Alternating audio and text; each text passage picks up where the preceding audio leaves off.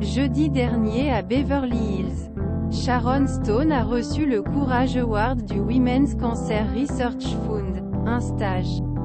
L'actrice a parlé ses problèmes santé, la mort récente de son frère et d'une perte d'argent importante. La star américaine était sous les projecteurs jeudi dernier, lors du gala de charité, une soirée inoubliable, organisée à Beverly Hills par le Fonds de recherche sur le cancer des femmes. Sharon Stone est montée sur la scène de la Balle du Four Seasons pour recevoir son prix de courage. L'actrice a ensuite prononcé un discours poignant. Submergée par l'émotion, l'étoile de 65 ans a parlé par la première fois en faisant rire l'assemblée. Ce qui comptait Adam Levine et sa femme Beatty Prinsloo, Paul Wesley ou Rebel Wilson. Mais rapidement, le rire a cédé la place à l'émotion lorsque Sharon Stone est revenue à des tumeurs bénignes qui ont été retirées de sa poitrine en 2001, avant la chirurgie plastique mammaire reconstructive. Sharon Stone tombe en larmes en demandant aux invités de donner plus d'argent. Elle dit que rédaction d'un chèque pour elle nécessite du courage, car elle a perdu la moitié de mon argent dans ce truc bancaire.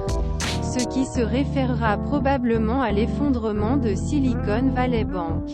Ce n'est pas une période facile pour chacun d'entre nous. Pic, Twitter ZTSP5TQ2OD, Chris Gardner 17 mars 2023. Ce sont alors des larmes dans les yeux que Sharon Stone a appelé à des dons, malgré un contexte de crise économique. Et en ce moment, c'est aussi du courage, parce que je sais ce qui se passe. Le 10 mars, la banque spécialisée dans le financement des startups ES a été victime d'une faillite express après que de nombreux clients aient perdu confiance, paniqué et retiré leur argent. Washington a depuis ouvert une enquête. Une faillite n'est pas sans conséquence sur la stabilité des marchés européens. Mon frère vient de mourir. Sharon Stone a terminé son discours en évoquant également la mort de son frère Patrick, qui s'est produit le mois dernier, suivant une maladie cardiaque. Mon frère vient de mourir.